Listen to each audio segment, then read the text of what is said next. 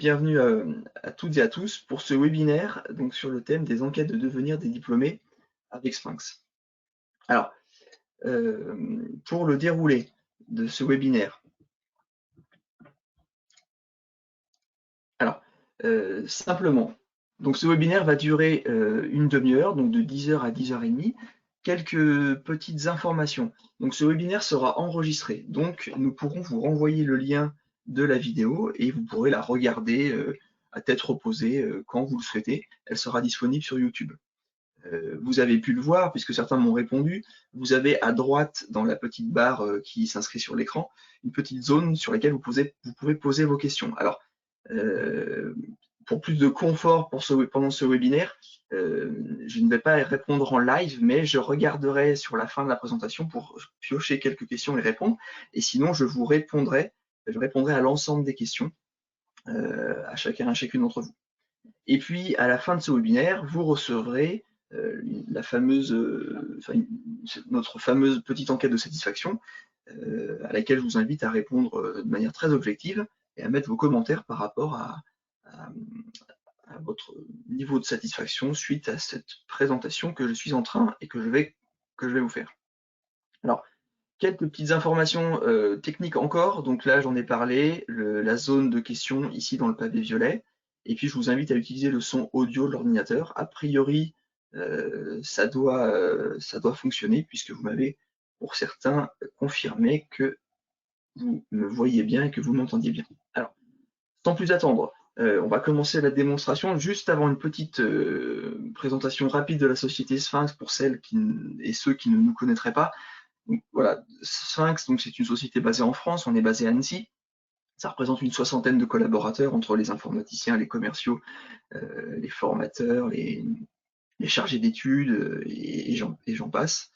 Nous sommes éditeurs de nos logiciels Sphinx et nous disposons également d'un institut. Donc cet institut rassemble des collègues chargés d'études qui vont réaliser tout ou partie de votre enquête. C'est le cas notamment des enquêtes d'insertion professionnelle ou de devenir des étudiants. Certains d'entre vous font appel à nous pour les aider dans la réalisation de ces enquêtes en termes de méthodologie et de technique.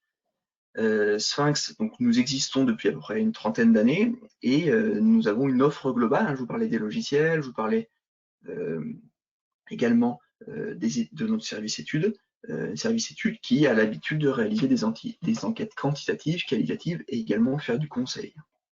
Nous avons également un réseau de formateurs agréés qui vous ont peut-être déjà formé ou qui vous formeront peut-être à nos outils. Alors, cette slide, elle est là simplement pour vous montrer un petit peu. On n'a pas mis toutes nos références puisque nous sommes présents dans le secteur de l'enseignement et de la recherche depuis depuis 30 ans, je viens de vous le dire. Là, c'est simplement pour vous présenter quelques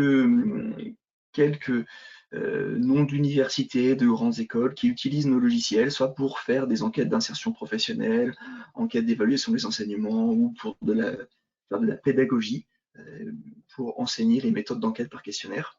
Voici simplement quelques grands noms, ou en tout cas quelques noms d'universités, d'écoles et de labos de recherche. Alors, ce webinaire va se dérouler de la manière suivante. Nous allons parler rapidement de l'enquête de devenir. Alors, ce webinaire n'a pas pour ambition de vous parler en termes précis de méthodologie sur l'enquête de devenir des étudiants, mais on va parler brièvement de l'objectif de ces enquêtes et du déroulé un peu classique d'une enquête de devenir des étudiants, qu'elle soit faite avec Sphinx ou pas. Et puis les deux points suivants seront la présentation d'un module au travers d'une application qui est faite avec ce module. Ce module s'appelle Web Reporting. Certains d'entre vous le connaissent. Il est présent dans nos abonnements d'hébergement. Et on va en parler de la manière suivante. Comment, avec ce module, créer une plateforme de gestion des relances téléphoniques pour relancer les étudiants qui n'ont pas encore répondu suite à un emailing. Ça, ce sera le premier point de la démonstration un peu, on va dire un peu technique, enfin, pas forcément trop dans le détail quand même. Et le deuxième point, nous allons illustrer le module DataViv, qui est notre module d'analyse et de data visualisation. et qui va vous permettre, de manière simple et puissante, d'analyser toutes les réponses collectées, les réponses données par les étudiants, pour produire des rapports classiques, complets, que ce soit au format traditionnel, papier, PowerPoint, mais également en ligne, puisque ce module permet de faire des enquêtes, enfin des rapports en ligne et de consulter ce rapport de manière interactive. Mais également, comme c'est le cas souvent pour des enquêtes d'insertion professionnelle, ce module permettra également de réaliser des synthèses graphiques, donc un rapport plus court, plus petit, une infographie mettant en avant les indicateurs importants pour vous que vous souhaitez communiquer pour draguer de nouveaux étudiants dans votre université, dans votre école, pour communiquer sur les résultats de l'enquête. Alors, rapidement, en quelques mots, l'objectif de l'enquête de devenir des étudiants. Vous savez tous mieux que moi, je rappelle simplement les grands principes ici pour introduire. Donc, c'est de connaître la situation et le parcours professionnel des diplômés qui viennent de sortir de votre établissement avec leur diplôme en poche. Et voilà, qu'est-ce qu'ils font maintenant? Combien de temps ont-ils mis à trouver du travail? Est-ce qu'ils travaillent? Est-ce qu'ils ont poursuivi leurs études? Donc cette enquête va également vous permettre d'étudier la facilité d'insertion professionnelle justement de ces étudiants arrivés tout neufs sur le marché, de mesurer également leur satisfaction à l'égard du diplôme suivi, puisque dans les enquêtes d'insertion, enquêtes de devenir, vous avez, enfin, vous avez l'habitude, il y a des questions de satisfaction, questions échelle de satisfaction par rapport à l'emploi qu'ils ont, le diplôme qu'ils ont suivi, est-ce qu'ils recommanderaient le diplôme qu'ils ont suivi. Cette enquête va vous permettre également, justement, par rapport à ces questions de satisfaction, de mettre en évidence les éventuelles améliorations à apporter au sein de l'université ou de l'école, pour faciliter l'entrée dans la vie professionnelle, justement, de ces étudiants. Et puis, cette enquête va également vous permettre de produire et de communiquer justement sur des indicateurs, donc des indicateurs classiques, comme par exemple le taux net d'emploi, le type de contrat, le salaire brut annuel moyen, des éléments qu'on voit souvent en avant sur une petite synthèse, une petite infographie, j'en parlais, mais également dans un rapport complet. Également des indicateurs spécifiques aux diplômés, au diplôme, comme le nombre d'étudiants travaillant à l'international, ou dans quel secteur, etc. Voilà, donc ça, petit rappel bref sur l'enquête de devenir des étudiants. Alors, maintenant, on va voir un peu plus en détail, on va reprendre le déroulé d'une enquête, déroulement un peu général d'une enquête de devenir des étudiants. Alors, on part du principe que c'est une enquête, en tout cas, dans ma démonstration, on va partir plutôt sur une enquête web. Mais par exemple, le premier point, qui consiste à rédiger, paramétrer le questionnaire et mettre en forme le questionnaire, on parle d'une enquête en ligne, mais ça peut également être une enquête au format papier. Alors, que ce soit avec le logiciel Sphinx IQ2, notre logiciel, ou alors d'autres logiciels. Ensuite, le point primordial, c'est la constitution du fichier des informations, ce fichier qui comporte l'ensemble des informations du diplômé, son email, son numéro de téléphone, son adresse postale, peut-être un deuxième email, peut-être un numéro de portable, plein d'informations qui vont nous permettre, alors que nous avons déjà, que vous avez dans vos systèmes, des informations qui vont nous permettre de pouvoir communiquer avec l'étudiant pour bien être en mesure de lui envoyer le questionnaire, ou que ce soit au format web, papier ou téléphone. Ensuite, certains établissements ont l'habitude d'informer les étudiants par email ou par téléphone, les informer en amont pour les prévenir qu'ils vont être sollicités pour répondre à une enquête, et ils profitent de cette prise de contact avec l'étudiant pour consolider justement les coordonnées des étudiants qu'ils ont, les mettre à jour pour être sûr d'avoir les bonnes informations permettant de les contacter, et pour mettre toutes les chances de leur côté, pour que vous puissiez mettre toutes les chances de votre côté, de pouvoir arriver à contacter l'étudiant et du coup d'avoir un taux de réponse qui soit le plus important possible. Alors ensuite vient par exemple la diffusion de l'enquête par emailing. Alors si vous utilisez l'outil d'emailing Sphinx ou d'autres outils, il y a très souvent dans ces outils-là la possibilité de faire des relances automatiques. C'est le cas avec Sphinx, notre outil d'emailing Sphinx Online. Donc, on fait un envoi une fois et ensuite on peut faire une première relance, une deuxième relance, ou programmer ces relances automatiques, pour que l'étudiant qui n'a pas répondu, et seulement l'étudiant qui n'a pas répondu, puisse être sollicité pour qu'il réponde à l'enquête. Donc maintenant, le point relance par téléphone, c'est vraiment ce sur quoi nous allons nous pencher dans cette démonstration, c'est de quelle manière on peut relancer les étudiants par téléphone, par les étudiants les non répondants, à un instant T. Alors on peut faire une extraction, certains le font, on fait une extraction dans Excel et puis on a un fichier et on appelle les étudiants. On va voir comment avec notre module Web Reporting, il est plus aisé de gérer ce travail important de relance des étudiants qui n'ont pas répondu. Ensuite vient l'étape de la clôture de l'enquête pour venir analyser les données et produire des rapports. Donc, comme je vous le disais, le rapport un peu traditionnel, un peu lourd, un peu complet, lourd en termes de volume et puis en termes de détails, mais également la synthèse, là, très graphique, on parle d'infographie qui va pouvoir être communiquée dans un magazine ou alors sur le web, pour avoir une vision plus synthétique et communiquer sur les éléments qui vous semblent essentiels par rapport que sont devenus vos étudiants en quittant votre établissement une fois diplômés. Alors, là, c'est simplement quelques images pour justement illustrer un petit peu les quelques étapes que je viens de vous présenter. Donc tout d'abord, la constitution du fichier. Donc là, on a la tête d'un fichier Excel avec les éléments, les informations donc, sur les étudiants, leur nom, prénom, civilité, la spécialité. Alors là, ici, il y a spécialité, il y a diplôme, vous pourriez avoir plein d'informations. Je vous laisserai vraiment juger, puisque c'est vous finalement c'est vous les professionnels et les spécialistes vraiment de ce type d'enquête. Mais en tout cas, voilà, l'email de l'étudiant, si on veut le contacter par mail, et l'ensemble des autres informations dont on a besoin, notamment pour contacter l'étudiant et relancer l'étudiant après. Donc là, le message de l'emailing, puisqu'on est dans la phase où premièrement, on va contacter l'étudiant par emailing. Donc on voit ici qu'on a le lien en bleu de l'enquête. Et puis, étant donné que j'ai importé dans mon outil d'emailing l'email avec le nom et le prénom, eh bien, je suis en capacité dans l'emailing Sphinx Online de pouvoir personnaliser le message de l'étudiant pour dire bonjour monsieur Johan Proto, merci de vouloir répondre à l'enquête sur le devenir des étudiants diplômés de master.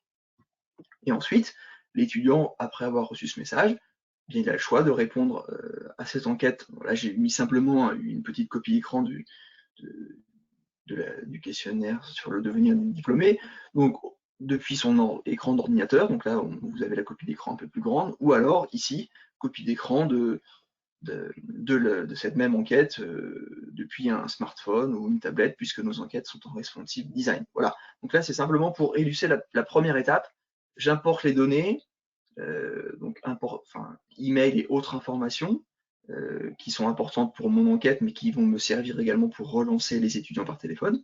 Première étape, diffusion par emailing, le questionnaire, et l'étudiant y répond ou pas.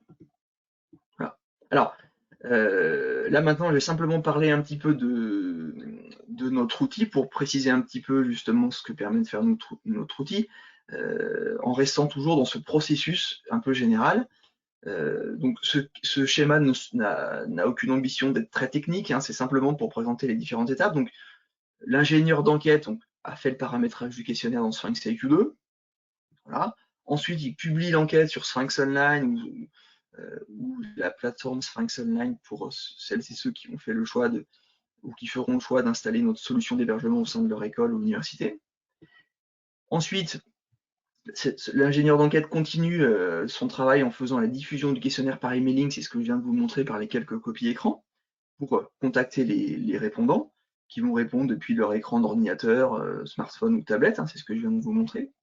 Et puis l'étape que l'on va voir là juste après plus en détail, c'est ça justement, c'est des nouveaux intervenants qu'on va appeler ici les téléopérateurs. Donc souvent ce sont des étudiants que l'on va missionner pour faire ce travail justement d'appel de leurs homologues étudiants pour savoir s'ils sont disponibles pour répondre à l'enquête pour lesquels on les a déjà sollicités par emailing.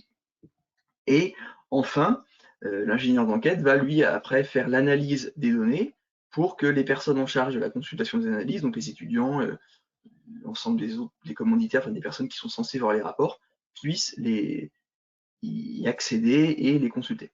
Voilà. Donc, tout ça pour parler un petit peu donc, du module web reporting, hein, donner un nom à ce module que je vais vous présenter, premièrement pour la gestion des relances par téléphone, et après le module DataViz qui lui interviendra pour l'analyse et la création de synthèses, d'infographies et de rapports un peu plus conséquents.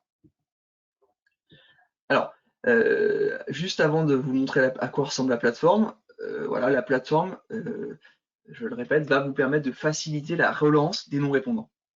Faciliter parce que vous allez pouvoir, à partir du fichier initial des destinataires de l'enquête, vous allez pouvoir contacter les gens et puis les affecter dans des listes ou dans des tables en fonction de est-ce qu'il est disponible pour répondre à l'enquête ou pas, est-ce que l'étudiant demande à être appelé ultérieurement ou est-ce qu'il est injoignable.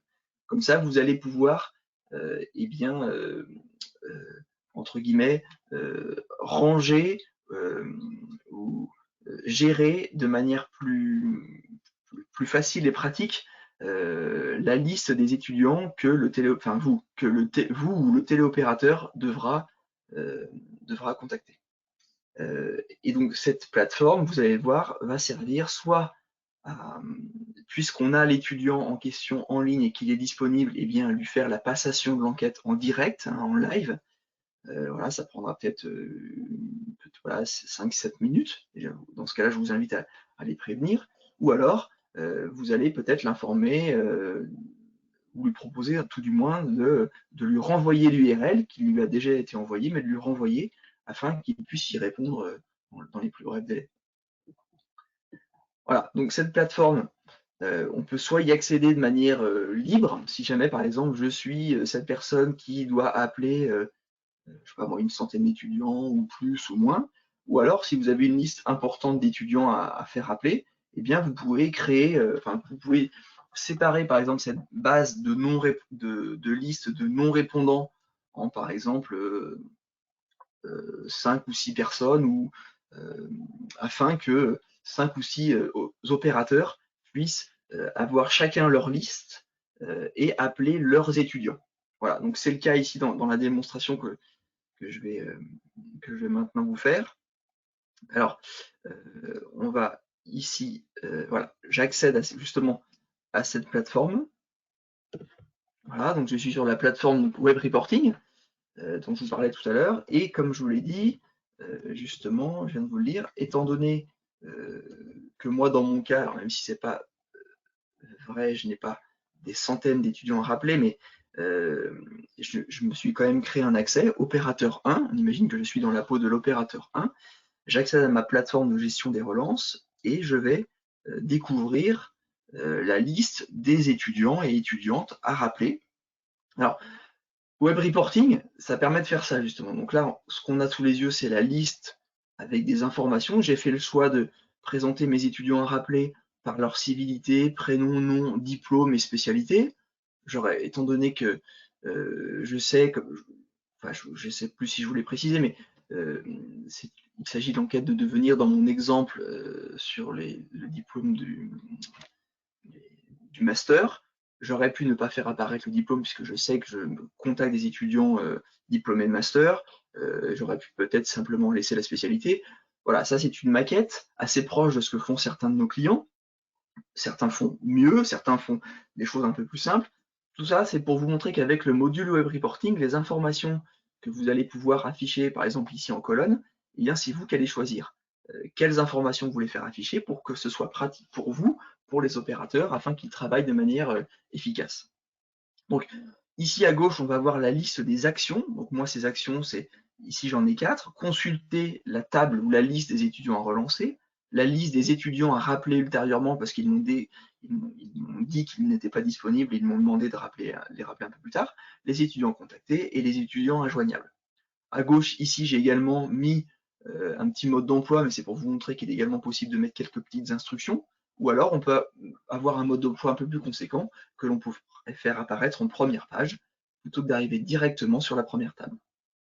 Alors, Si je consulte, par exemple, ici, je prends un étudiant, alors vous avez peut-être reconnu, si certains d'entre vous, vous avez l'habitude de travailler avec nous, les étudiants ici, les étudiants aussi, finalement, sont les noms des collègues de mon équipe. Alors, sur cette première page, justement, je suis un téléopérateur et je vois les informations de l'étudiant que j'ai. Voilà, cette étudiante s'appelle Aurore, j'ai des informations sur elle. Et ici, j'ai fait le choix, dans Sphinx IQ2, de faire un formulaire qui présente des informations, un peu comme je peux mettre en forme un questionnaire. Donc j'ai mis les informations que j'ai sur l'étudiant en haut, avec la possibilité éventuellement de saisir une note, une information pour que je m'en rappelle, un email supplémentaire, peut-être un email perso, et puis un petit texte qui est personnalisé à chaque fois pour chaque étudiante, pour aider le téléopérateur à plus dire à l'étudiant quand il va l'appeler. Bonjour, je vous appelle, avez-vous du temps, préférez-vous que je vous rappelle plus tard, etc. Donc là, vous pouvez dérouler un petit script pour que l'opérateur puisse dérouler à l'étudiant qui va appeler. Ensuite, on va être en capacité de dire, bah voilà, je suis en train de l'appeler le 24 mars. Voilà, alors je peux mentionner l'heure également. Il est 10 heures. Est-ce que mon étudiante que j'ai en ligne ici, est-ce qu'elle est disponible pour que je puisse faire la passation de l'enquête par téléphone? Auquel cas, je vais cliquer sur suivant ici et je vais dérouler le questionnaire.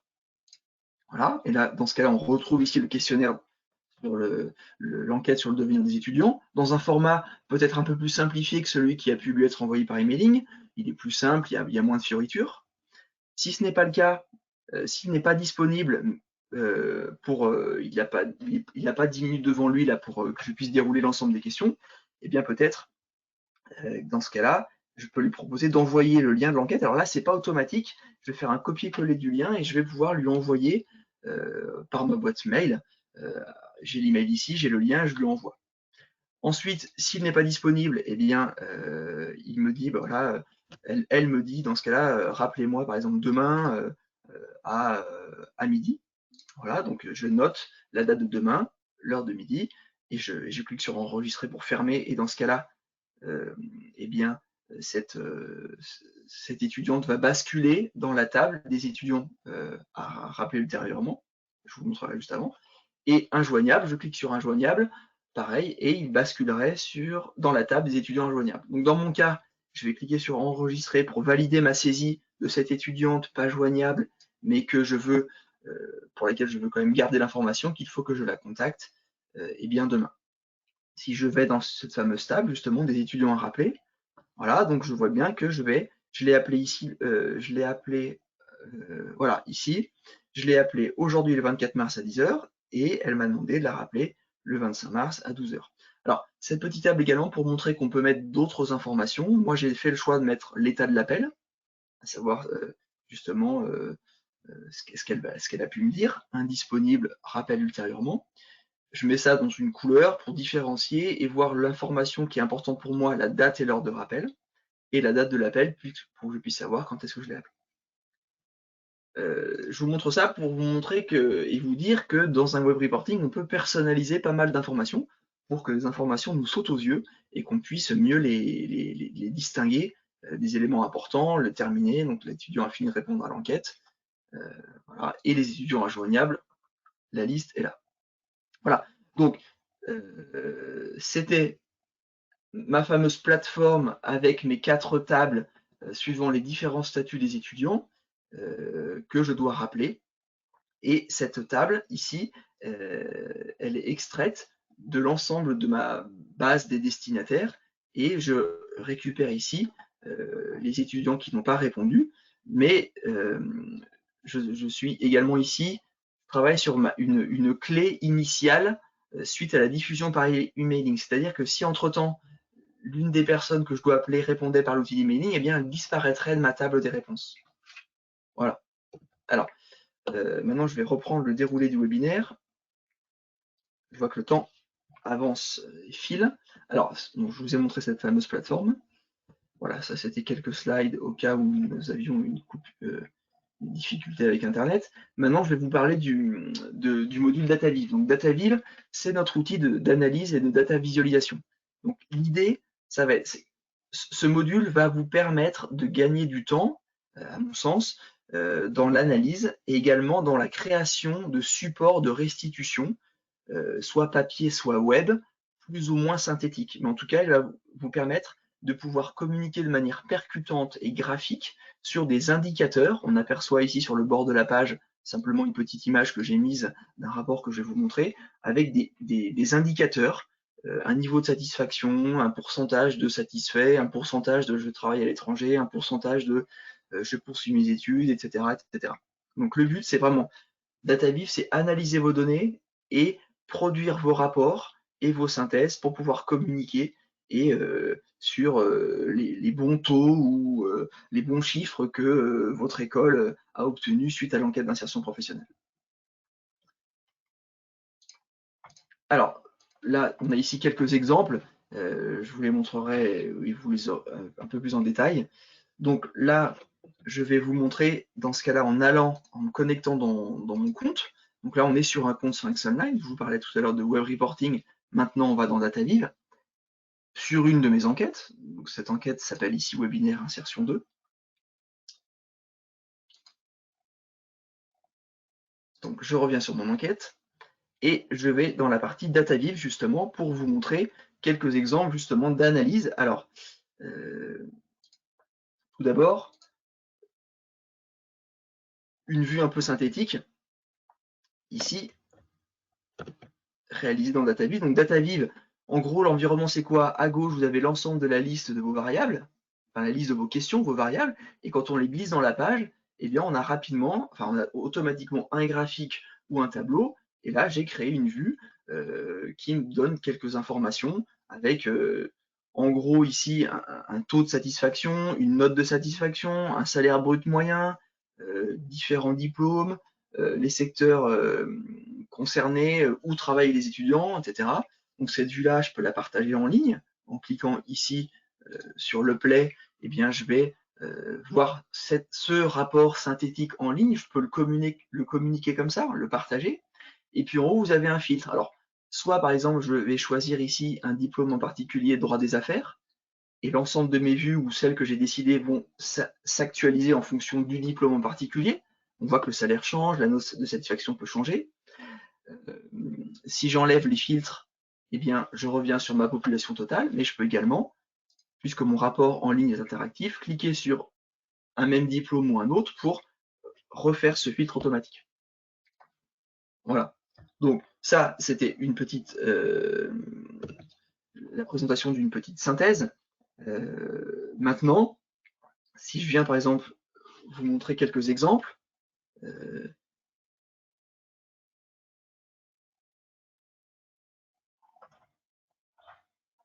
alors, il faut simplement que je revienne dans ma page.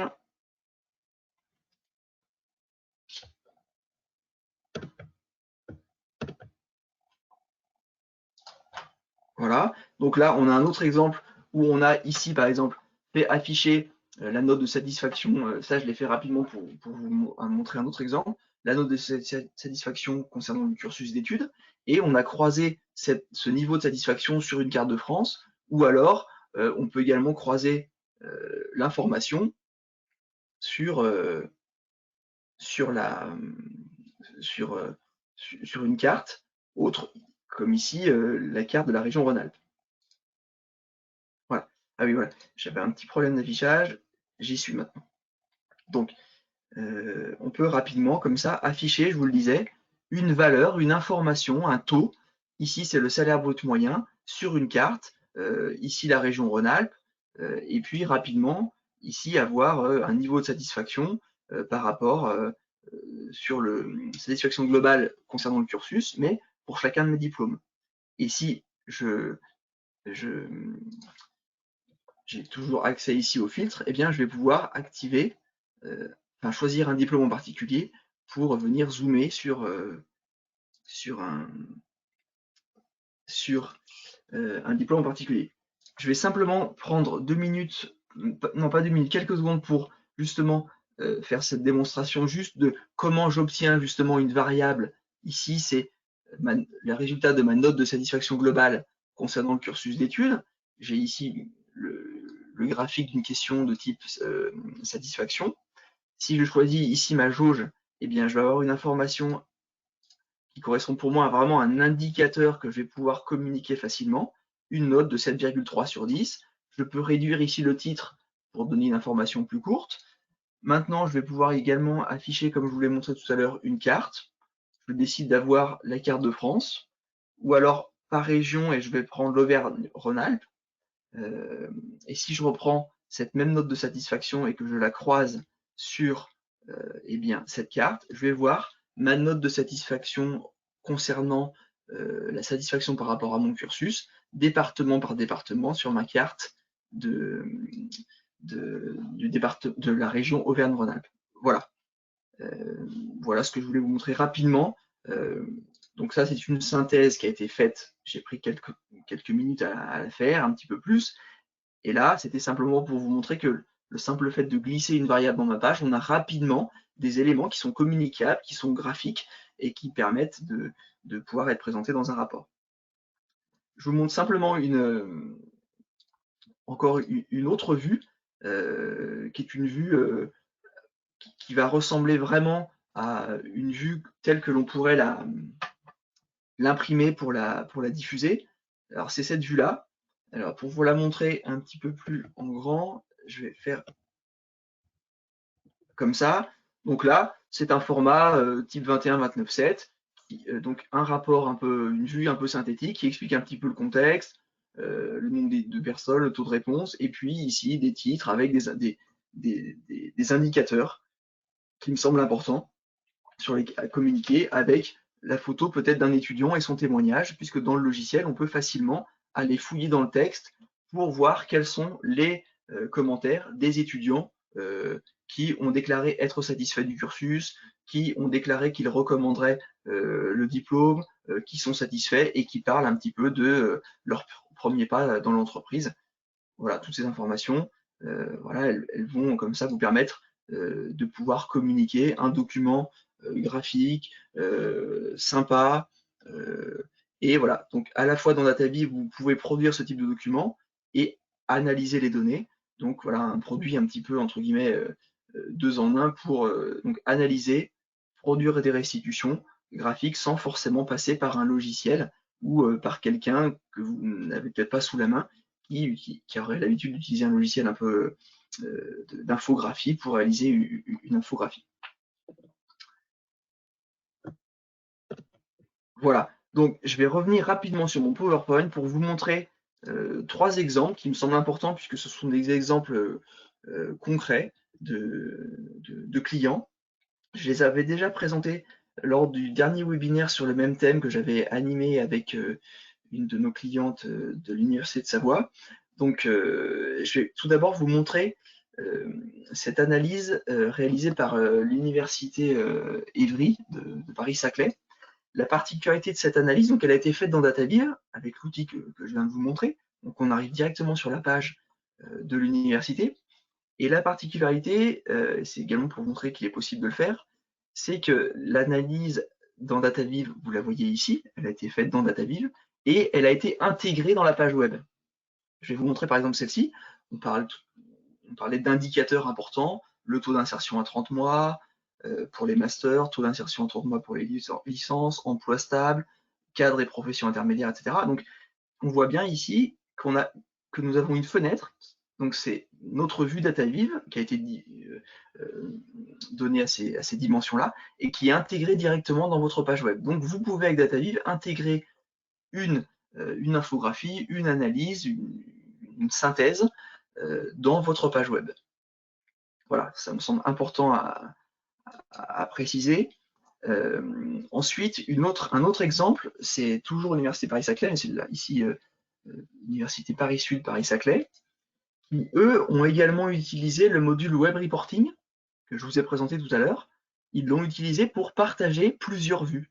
Donc, à gauche, quand moi, tout à l'heure, j'avais des actions vers des tables d'étudiants à rappeler, et bien là, si on clique sur les actions, on va avoir ici eh bien, des analyses synthétiques, comme celle-ci, présentant des indicateurs, la part d'emploi stable, le salaire brut, voilà ce que je vous ai un petit peu montré, mais là c'est un cas réel Donc cette analyse a été faite dans DataViv et le module Web Reporting a permis à gauche de mettre en musique, enfin de présenter l'ensemble des vues par mention, par composante, par spécialité, etc. en fonction de toutes les informations que vous avez dans votre enquête.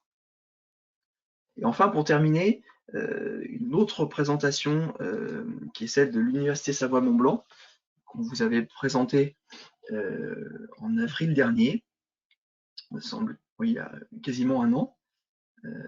Voilà, donc pareil, cette analyse a été faite dans DataViv, et à gauche, elle est présentée dans un web reporting dans lequel on a mis un mode d'emploi, un petit peu comme j'avais pu le mettre moi, mais en plus petit.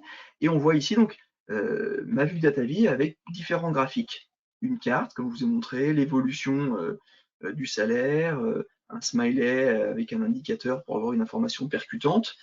Voilà, donc on a cette vue-là. Et comme je vous l'ai montré tout à l'heure, il est également possible de filtrer de manière automatique sur un diplôme particulier. Voilà, avec un donc, diplôme d'ingénieur avec une spécialité spécifique, et on actualise notre rapport en fonction du profil que l'on a choisi. Et quand on veut enlever le filtre, on clique sur la croix rouge et on enlève ce filtre. Voilà. Donc, je vous ai présenté rapidement donc le module Web Reporting, DataViv, pardon, avec quelques exemples. Et puis là, on termine ici avec des véritables analyses réalisées par des utilisateurs de manière un peu différente, soit intégrées dans une page web, ou alors on communique différentes vues présentées dans un web reporting. Voilà. Juste avant de terminer, comme je vous le disais, soit nos clients sont en capacité eux-mêmes d'utiliser le module Web Reporting et DataViv pour analyser les données, sachant que c'est Web Reporting qui, entre guillemets, est le module qui peut demander le plus d'aide ou de connaissances, tout du moins. Mais voilà, certains l'ont fait seuls parce qu'ils ont été formés, parce qu'ils ont passé du temps sur les logiciels Sphinx, et certains font appel à nous et on continue à aider un grand nombre d'écoles, d'universités, d'observatoires dans toute ou partie de leurs enquêtes d'insertion, d'évaluation des enseignements ou autres projets ou autres enquêtes de satisfaction. Voilà, donc je vous invite à tout du moins nous solliciter si vous avez peut-être ce besoin d'une aide dans le cadre d'une prestation d'études ou d'un accompagnement par nos chargés d'études, afin qu'ils puissent vous aider à mettre en place, par exemple, cette plateforme de relance des étudiants qui n'ont pas répondu à votre enquête de devenir des étudiants. Voilà, donc j'ai débordé un petit peu, donc je vous avoue que je n'ai pas pu répondre aux questions, mais je vais répondre à l'ensemble des questions, à chacune d'entre vous. Avant de terminer, je vous rappelle que vous avez peut-être reçu notre email, notre newsletter dans le courant de la fin de semaine dernière, dans laquelle on vous expliquait que pour les personnes qui actuellement sont comme moi, comme un grand nombre de personnes eh bien, en télétravail, nous pouvons vous fournir gratuitement une licence du logiciel Sphinx IQ de Kali si vous travaillez sur notre logiciel, si vous n'avez pas pu le récupérer. Nous pouvons vous mettre à disposition une licence pour l'installer sur votre ordinateur personnel le temps de ce confinement. Voilà, donc n'hésitez pas à me contacter, à nous contacter, et nous vous enverrons les éléments nécessaires à l'installation de cette licence. Voilà, je vous remercie pour d'avoir suivi ce webinaire. J'espère que vous avez pu apprendre des petites choses. J'espère avoir été suffisamment clair. Voilà, je vous invite, vous avez ici mes coordonnées. Certains et certaines d'entre vous sont peut-être déjà en contact avec moi. Sinon, voici les coordonnées.